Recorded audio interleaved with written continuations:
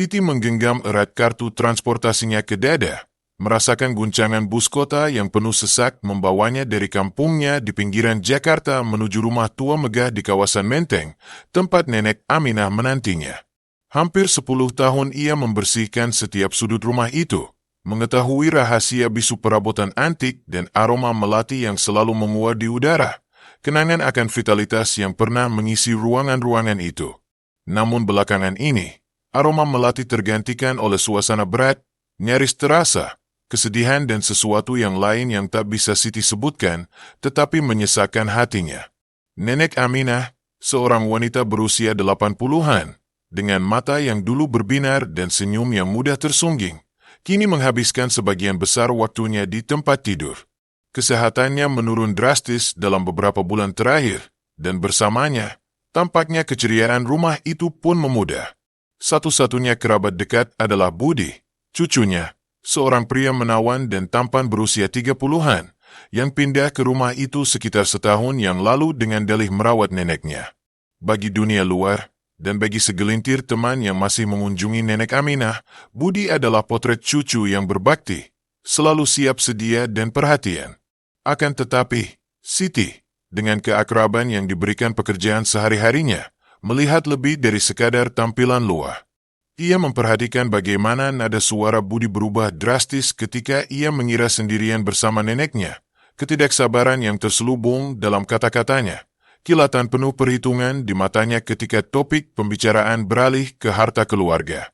Ia juga mengamati bagaimana lemari di dapur, yang dulu penuh, kini tampak lebih kosong, dan bagaimana obat-obatan mahal nenek Aminah, yang terkadang ia sendiri beli di apotek atas permintaan majikannya, tampak habis lebih cepat dari biasanya, meskipun wanita tua itu mengeluh tidak menerima semua dosisnya. Nenek Aminah, pada gilirannya, menjadi lebih pendiam, nyaris ketakutan. Matanya, yang dulu hidup, kini membawa melankolia yang mendalam dan, terkadang, kilatan ketakutan ketika Budi memasuki kamar. Ia berhenti meminta kue-kue basah kesukaannya, berhenti mengomentari bunga-bunga di taman yang sangat ia cintai, dan percakapannya dengan Siti, yang dulu penuh cerita dan tawa, kini jarang dan berbisik, selalu dengan pandangan cepat ke arah pintu, seolah takut terdengar. Siti merasa ada sesuatu yang sangat salah, tetapi apa yang bisa dilakukan seorang pembantu rumah tangga biasa?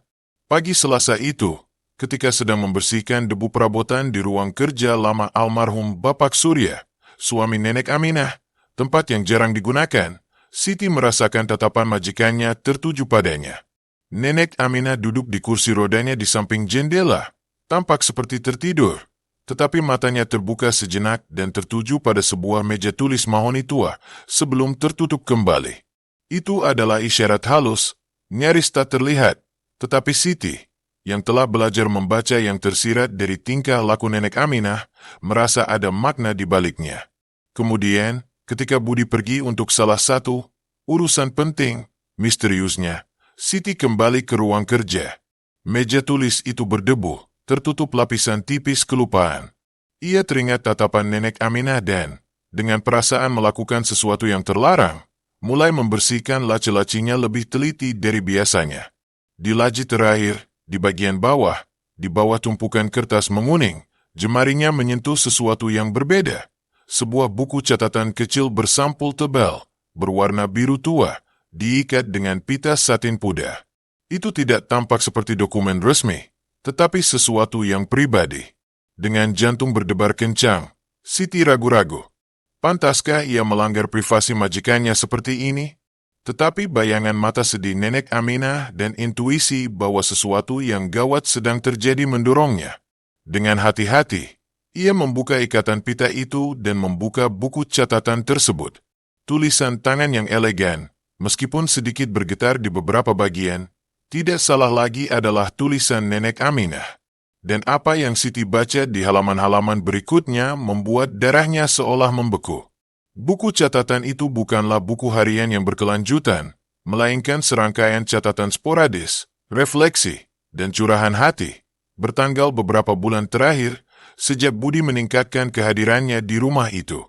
Di halaman-halaman pertama, Nenek Aminah mengungkapkan kegembiraan awalnya atas dedikasi yang tampak dari cucunya, harapan untuk memiliki teman dan perawatan di hari-harinya yang lebih rapuh. Namun, seiring berjalannya catatan, nadanya berubah drastis. Budi meminta katasan di bangku hari ini, terbaca di salah satu entry. Katanya untuk memudahkan pembayaran tagihan. Hatiku terasa sesat, tetapi apa yang bisa kulakukan? Dia satu-satunya yang kumiliki. Di catatan lain, yang lebih baru, makanannya berbeda. Tidak sebanyak dulu. Obat-obatan yang diresepkan Dr. Silveira sepertinya tidak memberikan efek yang sama. Budi bilang itu hanya perasaanku, bahwa aku mulai pikun. Kesedihan wanita tua itu meluap dari kata-katanya. Dia berbicara tentang surat wasiat hampir setiap hari. Bertanya tentang properti, tentang perhiasan yang kuwarisi dari ibuku. Aku merasakan matanya menatapku, bukan dengan cinta, tetapi dengan ketamakan yang membuatku takut. Siti merasa ada gumpalan di tenggorokannya. Wanita lembut yang telah memperlakukannya dengan hormat selama bertahun-tahun itu sedang menjalani mimpi buruk dalam diam. Ada catatan tentang pertengkaran terselubung, tentang cara Budi menekannya untuk menandatangani dokumen yang tidak ia pahami sepenuhnya, tentang hilangnya barang-barang berharga kecil dari rumah, yang ia tuduhkan pada ingatan lemah neneknya. Bagian terburuk adalah salah satu catatan terakhir. Aku takut. Takut apa yang akan dia lakukan jika aku tidak setuju. Aku merasa seperti tahanan di rumahku sendiri. Kuharap Suryaku masih di sini, atau Siti bisa mengerti apa yang tidak bisa kukatakan. Aku meninggalkan sepucuk surat untuk Pak Siregar, pengacara lamaku, di dalam buku puisi Hairil Anwar, di rak buku. Tapi bagaimana surat itu akan sampai padanya? Siti menutup buku catatan itu, tangannya gemetar. Surat itu. Nenek Aminah menyebutkan sepucuk surat untuk Pak Siregar. Ia tahu buku Hairil Anwar itu berada di rak tertinggi perpustakaan, tempat yang tidak akan pernah Budi pedulikan. Pembantu rumah tangga itu merasakan urgensi menguasai dirinya. Ia harus menemukan surat itu. Ia melihat jam. Budi bisa kembali kapan saja. Dengan hati-hati, ia mengembalikan buku catatan itu ke dasar laci, menutupinya dengan kertas-kertas seperti semula. Jantungnya berdebar tak menentu.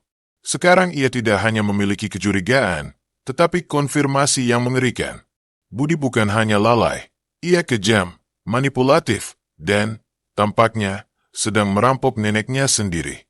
Bayangan nenek Aminah, rapuh dan ketakutan, sangat kontras dengan cucunya yang menawan dan penuh perhitungan. Siti merasakan gelombang kemarahan dan kesedihan yang mendalam. Tetapi, di atas segalanya, ia merasakan tanggung jawab untuk bertindak. Hanya saja ia tidak tahu bagaimana. Ia hanyalah Siti, pembantu rumah tangga, seorang wanita sederhana yang bergantung pada pekerjaan itu untuk menghidupi anak-anaknya sendiri. Jika ia menghadapi Budi secara langsung, Budi pasti akan memecatnya, mendiskreditkannya, mungkin bahkan mengancamnya. Siapa yang akan mempercayainya melawan cucu, teladan, itu? Dan polisi? Dengan bukti apa ia akan pergi? Sebuah buku catatan dari seorang wanita tua yang Budi bisa dengan mudah klaim sudah pikun? Ia membutuhkan surat yang disebutkan itu. Ia membutuhkan sesuatu yang lebih konkret. Pada hari-hari berikutnya, Siti hidup dalam kewaspadaan terus-menerus. Ia mengamati setiap gerakan Budi, setiap interaksinya dengan neneknya, setiap kata yang dipertukarkan.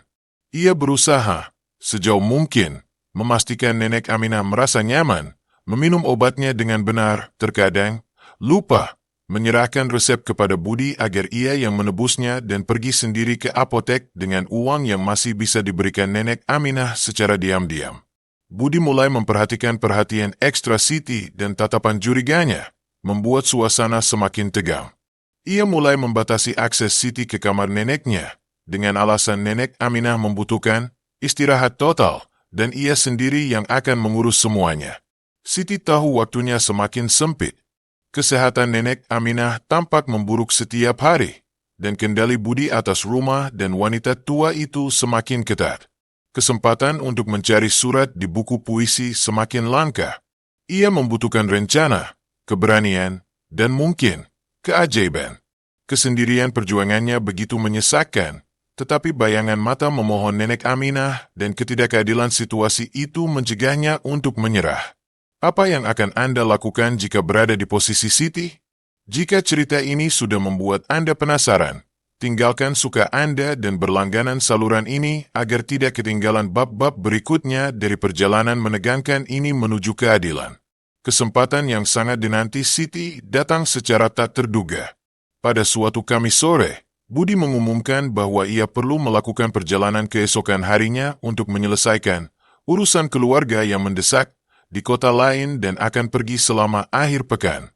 Ia meminta Siti datang pada hari Sabtu untuk melakukan pembersihan umum dan menjaga Nenek Aminah, meskipun ia akan mempekerjakan perawat sementara untuk perawatan langsung.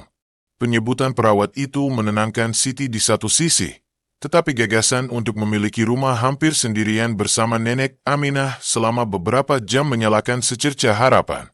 Begitu Budi berangkat pada Jumat pagi, perawat yang dimaksud pun tiba. Ia seorang gadis muda, dengan raut wajah bosan, yang menghabiskan sebagian besar waktunya dengan ponselnya, nyaris tidak memeriksa Nenek Aminah. Siti mengamatinya dengan curiga, tetapi tetap diam. Pada hari Sabtu, Siti tiba lebih awal dari biasanya. Perawat itu masih di sana, tetapi tampak lebih tertarik menonton televisi di ruang tamu daripada hal lain. Dengan jantung berdebar kencang, Siti memulai tugasnya, pertama-tama fokus pada perpustakaan. Itu adalah ruangan yang megah, dengan rat-rat buku dari lantai hingga langit-langit, penuh dengan buku-buku yang menceritakan kisah hidup yang didedikasikan untuk membaca dan pengetahuan. Buku Hairil Anwar. Ia samar-samar ingat Nenek Aminah menyebutkan penghargaannya terhadap penyair itu. Ia melihat ke rat-rat tertinggi. Ia akan membutuhkan tangga. Sementara perawat itu teralihkan oleh suatu acara televisi, Siti mengambil tangga lipat kecil dari area layanan dan membawanya diam-diam ke perpustakaan.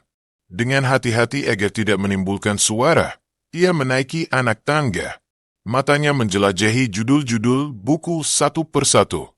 Dan di sanalah buku itu, deru campur debu. Tangan Siti berkeringat. Dengan buku catatan Nenek Aminah masih segar dalam ingatannya, ia tahu bahwa buku itu bisa berisi kunci untuk membantu majikannya. Ia mengambil buku itu dengan hati-hati.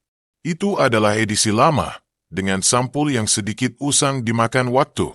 Ia membolak-balik halaman dengan cepat, jantungnya berdegup kencang. Tidak ada apa-apa. Ia terus membolak-balik, lebih lambat, merasakan tekstur kertas tua itu. Dan kemudian, di antara halaman-halaman salah satu puisi paling terkenal, ia merasakan sesuatu yang lebih tebal. Sebuah amplop, berwarna kekuningan, tipis, tanpa pengirim, hanya dengan nama, untuk Pak Siregar, segera, tertulis dengan tulisan tangan yang sama elegan, namun sedikit bergetar, seperti di buku catatan. Siti turun dari tangga dengan amplop tersembunyi di bawah celemeknya. Tubuhnya gemetar. Ia melihat ke pintu, memastikan perawat itu masih terhibur. Ia berlari ke kamar kecil di belakang yang ia gunakan untuk menyimpan barang-barangnya dan, dengan tangan gemetar, membuka amplop itu. Di dalamnya, selembar kertas terlipat. Surat itu pendek, tetapi menghancurkan. Di dalamnya, Nenek Aminah menggambarkan dengan jelas dan terperinci kekejaman cucunya, penyelewengan uang, kelalaian, dan ketakutan terus-menerus yang ia alami. Ia menyebut nama Budi secara eksplisit dan meminta Pak Siregar, seorang teman lama keluarga dan pengacaranya yang terpercaya selama bertahun-tahun, untuk mengambil tindakan guna melindunginya dan memastikan keinginan sebenarnya mengenai asetnya dihormati setelah kematiannya. Bahkan menyebutkan keinginannya untuk membatalkan surat wasiat baru yang mungkin telah dipaksakan kepadanya untuk ditandatangani. Ia memohon agar Pak Siregar bertindak cepat karena ia merasa kekuatannya semakin menipis. Siti merasakan campuran lega dan ngeri. Lega karena memiliki bukti nyata, sesuatu yang dapat menguatkan catatan di buku harian itu. Ngeri karena tanggung jawab yang kini membebani pundaknya. Apa yang harus dilakukan dengan surat itu? Menyerahkannya langsung kepada Pak Siregar. Tapi bagaimana cara menemukannya? Ia tidak memiliki kontaknya. Dan bagaimana jika Budi mengetahuinya? Saat itu, ia mendengar langkah perawat mendekat. Dengan cepat, ia memasukkan kembali surat itu ke dalam amplop dan menyembunyikannya di saku celemeknya, jauh di dalam. "Siti, kamu lihat remote TV?" tanya gadis itu, dengan nada seseorang yang tidak ingin diganggu. "Saya rasa ada di meja kopi di ruang tamu, Non," jawab Siti, berusaha menjaga suaranya tetap tenang. Sisa hari itu berlalu dalam kabut. Siti membersihkan rumah secara mekanis, tetapi pikirannya melayang kemana-mana. Ia perlu berpikir, bertindak hati-hati. Ia teringat suatu kali Nenek Aminah menyebutkan bahwa Pak Siregar memiliki kantor di pusat kota, dekat pengadilan lama. Mungkin ia bisa menemukannya di sana pada hari Senin. Tetapi Budi akan kembali pada Minggu malam.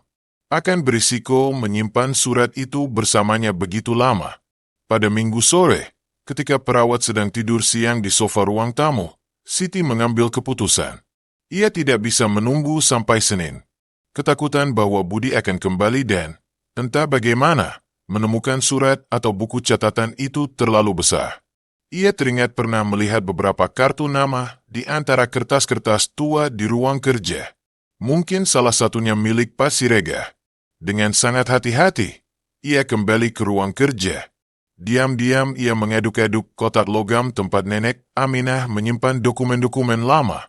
Dan di sanalah kartu itu, sebuah kartu menguning dengan nama Pak Alencar Siregar, advokat, dan nomor telepon.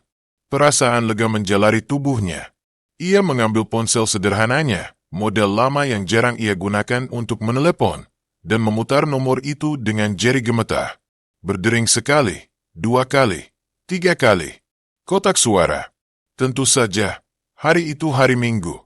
Siti merasakan dinginnya keputusasaan. Lalu bagaimana? Meninggalkan pesan? Apakah aman? Bagaimana jika Budi entah bagaimana memiliki akses ke pesan-pesan itu? Ia menutup telepon, hatinya sesat. Ia melihat jam. Masih ada beberapa jam sebelum perawat bangun atau Budi, karena suatu kejadian tak terduga, kembali lebih awal. Saat itulah sebuah ide berisiko, namun perlu, muncul di benaknya. Ia mengenal seseorang yang mungkin bisa membantu, atau setidaknya menasihatinya. Tante Ratna, mantan tetangganya, seorang pensiunan wanita yang pernah bekerja sebagai sekretaris di sebuah kantor pengacara selama bertahun-tahun. Ia seorang wanita yang bijaksana, dan Siti merasa dapat dipercaya. Ia tinggal beberapa blok dari sana, di jalan yang tenang di kompleks perumahan yang sama. Dengan alasan perlu membeli sesuatu di warung, Siti meminta perawat untuk mengawasi Nenek Aminah selama beberapa menit. Ia menyembunyikan buku catatan dan surat itu di tasnya dan bergegas keluar. Jantungnya berdebar kencang. Ketakutan adalah teman setia, tetapi bayangan Nenek Aminah, rapuh dan terpenjara di rumahnya sendiri, memberinya kekuatan yang tidak ia sadari dimilikinya. Ia tiba di rumah Tante Ratna dan, lega hatinya, menemukannya di taman, merawat mawar-mawarnya. Ia menjelaskan situasinya dengan cepat, suaranya tercekat karena urgensi dan ketakutan. Ia menunjukkan buku catatan dan surat itu. Tante Ratna mendengarkan semuanya dengan saksama. Ekspresi wajahnya berubah dari terkejut menjadi khawatir, dan akhirnya menjadi kemarahan yang tertahan. "Ya Tuhan, Siti, ini sangat serius," kata Tante Ratna setelah membaca surat itu. "Budi ini monster, dan kasihan Aminah. Kita harus bertindak cepat." "Tapi apa yang harus saya lakukan, Tante Ratna?" Pak Siregar tidak menjawab. "Saya takut menunggu sampai besok." Tante Ratna berpikir sejenak. "Saya kenal nama Pak Siregar. Dia orang yang sangat dihormati, tetapi juga sangat sibuk. Mungkin cara terbaik bukan hanya menelepon. Kamu perlu menyerahkan ini secara langsung, tetapi dengan aman. Dan kita butuh saksi, seseorang yang bisa mengkonfirmasi ceritamu, seandainya Budi mencoba menyangkalmu atau merugikanmu." Kemudian Tante Ratna mendapat ide. Ia memiliki seorang keponakan, Dian, yang merupakan pekerja sosial dan bekerja menangani kasus lansia dalam situasi rentan. Dian itu gadis yang tangguh, Siti, dan dia punya kontak yang tepat. Ayo kita telepon dia. Kita akan jelaskan situasinya dan lihat apakah dia bisa bertemu kita hari ini juga. Mungkin di rumah Pak Siregar, jika kita bisa mendapatkan alamat rumahnya. Harapan kembali menghangatkan hati Siti. Ia tidak lagi sendirian. Dengan bantuan Tante Ratna, mereka menelepon Dian. Pekerja sosial itu, setelah mendengar laporannya, menunjukkan keprihatinan besar dan, meskipun hari Minggu, setuju untuk membantu. Ia mengenal Pak Siregar dan memiliki alamat rumahnya. Ia mengusulkan agar mereka bertemu di sana dalam 1 jam. Siti merasakan campuran antara ketakutan dan tekad. Rencananya berisiko, tetapi itu adalah satu-satunya kesempatan untuk menyelamatkan Nenek Aminah. Ia berterima kasih kepada Tante Ratna dengan berlinang air mata. Tante tidak tahu betapa berartinya bantuan ini bagi saya. Ah, jangan sungkan, Nak. Melakukan hal yang benar adalah kewajiban kita semua, jawab wanita tua itu dengan senyum memberi semangat. Siti kembali ke rumah Nenek Aminah, jantungnya masih berdebar kencang, tetapi sekarang dengan tujuan yang jelas. Ia hanya perlu memastikan perawat itu tetap teralihkan dan ia berhasil keluar lagi pada waktu yang ditentukan untuk bertemu Dian dan, semoga saja, Pak Siregar. Kebebasan dan martabat Nenek Aminah bergantung pada hal itu. Dan Anda, yang mengikuti cerita ini, apakah Anda percaya pada kekuatan persatuan dan keberanian untuk melawan ketidakadilan? Tinggalkan komentar Anda. Kami ingin tahu pendapat Anda. Jam berikutnya terasa seperti selamanya bagi Siti. Setiap derit rumah, setiap langkah perawat di ruang sebelah, membuatnya terlonjak. Ia mencoba berkonsentrasi pada pekerjaannya, tetapi pikirannya tertuju pada pertemuan yang akan segera terjadi. Ia terus-menerus memandang Nenek Aminah, yang tertidur di tempat tidurnya. Wajahnya pucat dan ditandai oleh penderitaan diam-diam. Bertahanlah, Nek, bisik Siti pada dirinya sendiri. Bantuan sedang dalam perjalanan. Akhirnya, saatnya tiba. Perawat itu asyik menonton sinetron di televisi, dan Siti, dengan alasan perlu pergi ke apotek untuk membeli obat penghilang rasa sakit untuk dirinya sendiri, berhasil keluar rumah tanpa menimbulkan kecurigaan. Dengan tas berisi buku catatan dan surat tergenggam erat di dadanya, ia berjalan cepat menyusuri jalanan rindang di Menteng, menuju alamat yang diberikan Dian. Rumah Pak Siregar adalah bangunan yang elegan, namun sederhana. Dian, pekerja sosial itu, seorang wanita dengan tatapan tajam dan ekspresi kompeten, sudah menunggunya di gerbang. Ibu Siti, kan? Tante Ratna sudah menceritakan semuanya kepada saya. Ini situasi yang sangat sulit. Iya, Bu. Saya membawa buktinya, kata Siti. Suaranya masih sedikit bergetar. Dian mengantarnya masuk. Pak Siregar, seorang pria berambut putih dan bertubuh tegap, meskipun sudah berumur, menerima mereka di ruang kerjanya. Ia mendengarkan laporan Siti dengan kekhawatiran yang meningkat, matanya yang berpengalaman menganalisis setiap kata. Ketika Siti menyerahkan buku catatan dan surat itu kepadanya, ia membacanya dalam diam, ekspresinya menjadi semakin suram. Saya mengenal Aminah lebih dari 40 tahun, kata Pak Siregar akhirnya, suaranya syarat kesedihan. Saya tidak pernah membayangkan bahwa Budi, cucu yang sangat ia cintai, bisa mampu melakukan kekejaman seperti itu. Surat ini, tulisan tangan ini tidak salah lagi miliknya. Dan isinya mengkhawatirkan. Saya melihatnya, Pak, sela Siti. Saya melihat setiap hari bagaimana dia memperlakukannya, bagaimana uangnya hilang, bagaimana dia takut. Kelalaian dan pelecehan finansial terhadap lansia adalah kejahatan serius, Ibu Siti, jelas Dian. Dan apa yang Anda gambarkan, bersama dengan bukti-bukti ini, memberi kita dasar untuk bertindak. Tapi Budi berpengaruh, punya koneksi. Renung Siti, ketakutan masih ada. Dia bisa mencoba mendiskreditkan saya, mengatakan saya mengarang semuanya. Itulah mengapa sikap Anda begitu benar dalam mencari bantuan dan membawa bukti-bukti ini, Siti. Kata Pak Siregar, keberanian Anda mengagumkan. Kami tidak akan membiarkan dia terus melakukan ini pada Aminah. Dan kami akan memastikan perlindungan Anda juga. Rencana itu disusun dengan cepat.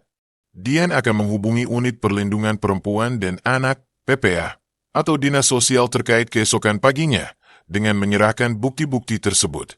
Pak Siregar, sebagai pengacara nenek Aminah, akan mengambil langkah hukum yang diperlukan untuk menjamin keselamatannya dan penyelidikan atas tindakan Budi, termasuk pemeriksaan keuangan dan keabsahan dokumen apapun yang mungkin telah dipaksakan kepadanya untuk ditandatangani. Siti bersedia memberikan kesaksian resminya. Meninggalkan rumah Pak Siregar memberi Siti perasaan lega yang tidak ia rasakan selama berbulan-bulan. Bebannya masih berat, tetapi sekarang ia tidak lagi sendirian. Ada harapan.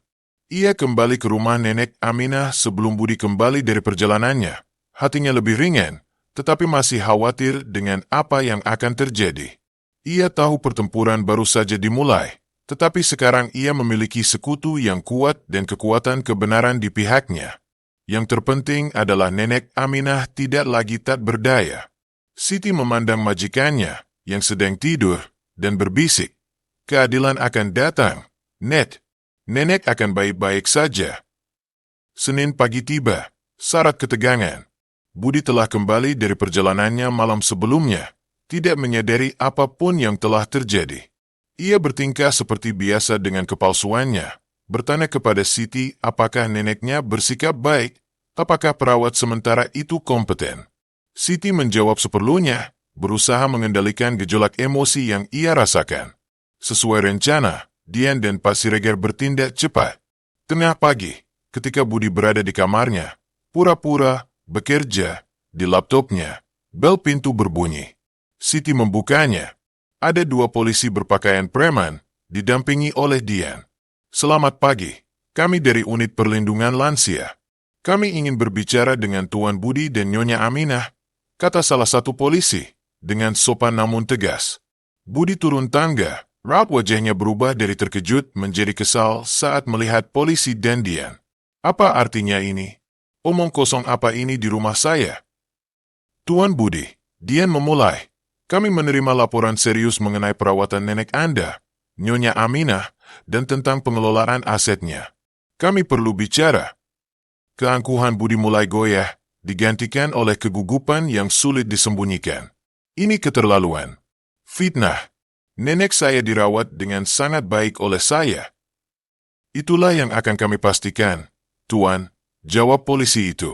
Sementara seorang polisi berbicara dengan Budi di ruang tamu, berusaha menenangkan protesnya yang semakin keras, Dian dan polisi lainnya, didampingi oleh Siti, naik ke kamar nenek Aminah.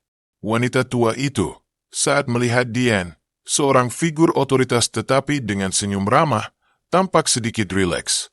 Dengan penuh kesabaran dan kepekaan, Dian menjelaskan alasan kunjungan mereka. Mata nenek Aminah berlinang air mata, tetapi kali ini, itu adalah air mata lega. Ia mengkonfirmasi, dengan suara lemah namun jelas, semua yang telah ia tulis di buku catatan dan surat itu. Kehadiran polisi dan pekerja sosial di rumah itu sudah cukup untuk membuat topeng Budi jatuh sepenuhnya. Dihadapkan dengan bukti dari buku catatan dan surat, serta kesaksian nenek Aminah dan Siti, sikap arogannya hancur, digantikan oleh kepanikan. Penyelidikan yang menyusul mengungkapkan jaringan manipulasi keuangan, penyelewengan, dan kelalaian yang mengejutkan bahkan polisi paling berpengalaman sekalipun. Ditemukan bahwa Budi secara sistematis telah mengosongkan rekening neneknya, menjual perhiasan, dan bahkan mencoba menggadaikan rumah tanpa persetujuan penuh darinya. Tindakan perlindungan segera diberlakukan untuk menjamin keselamatan nenek Aminah.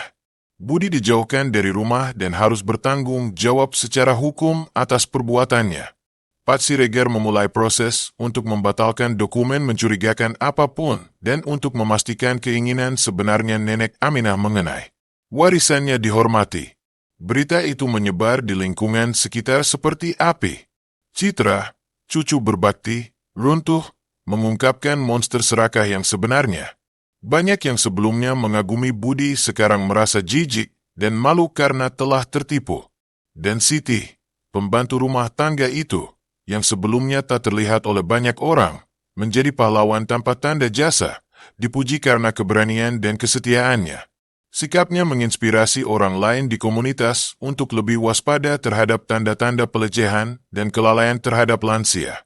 Jika Anda juga terinspirasi oleh tindakan keberanian seperti yang dilakukan Siti, dan percaya bahwa keadilan harus selalu ditegakkan, sukai video ini dan berlangganan untuk cerita-cerita lain yang memperkuat iman kita pada kemanusiaan. Dalam beberapa bulan berikutnya, kehidupan Nenek Aminah mulai berubah. Bebas dari penindasan dan ketakutan yang dipaksakan oleh Budi, dan dengan perawatan yang tepat sekarang diawasi oleh Dian dan dengan dukungan berkelanjutan dari Siti dan Pak Siregar, kesehatan wanita tua itu menunjukkan peningkatan yang mengejutkan. Kilau kembali ke matanya, dan bahkan senyum tipis mulai sering menghiasi bibirnya. Ia kembali meminta kue favoritnya, tertarik pada bunga-bunga di taman, dan melakukan percakapan panjang dengan Siti, sekarang tanpa bisikan atau tatapan takut ke pintu. Siti terus bekerja di rumah itu, tetapi hubungannya dengan Nenek Aminah semakin dalam, berubah menjadi persahabatan yang tulus dan penuh kasih sayang, hampir seperti nenek dan cucu. Budi dihukum dan diwajibkan mengembalikan sebagian dari apa yang telah diselewengkannya, meskipun kerusakan emosional tidak dapat diperbaiki. Rumah itu, yang sebelumnya merupakan tempat penderitaan, kembali bernapas damai. Suatu hari, ketika mereka sedang merapikan beberapa barang lama Nenek Aminah, mereka menemukan sebuah kotak musik kecil yang sudah bertahun-tahun tidak dibuka. Dengan sedikit usaha, mereka berhasil membuatnya berfungsi, dan melodi yang lembut dan nostalgia memenuhi ruangan. Nenek Aminah menutup matanya, dan setetes air mata mengalir di pipinya. Ini adalah lagu kesukaan almarhum Surya MU, katanya kepada Siti. Dia selalu berkata bahwa kekayaan sejati bukanlah pada apa yang kita kumpulkan, tetapi pada cinta yang kita berikan dan terima, dan pada martabat yang kita jalani. Siti kemudian mengerti bahwa warisan yang sebenarnya ingin dilindungi Nenek Aminah bukanlah hanya harta benda, tetapi nilai-nilai yang benar-benar penting, cinta, rasa hormat, martabat, dan kenangan hidup yang dibangun dengan kejujuran. Itulah harta karun yang Budi, dalam keserakahannya, tidak akan pernah bisa pahami atau miliki.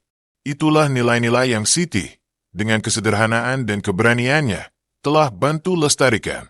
Kisah Siti dan Nenek Aminah menjadi pengingat bagi seluruh komunitas tentang pentingnya merawat lansia, menghargai kejujuran dan keberanian, dan bagaimana, seringkali, pahlawan sejati adalah orang-orang biasa yang, pada saat-saat genting, memilih untuk melakukan hal yang benar, apapun risikonya. Keadilan mungkin tertunda, tetapi tidak akan pernah gagal bagi mereka yang memiliki keberanian untuk mencarinya dan integritas untuk mempertahankannya. Dan demikianlah, pembantu rumah tangga yang menemukan surat tersembunyi tidak hanya membongkar kedok cucu yang serakah, tetapi juga memulihkan martabat seorang wanita tua dan mengingatkan semua orang akan makna sebenarnya dari warisan yang tak ternilai harganya.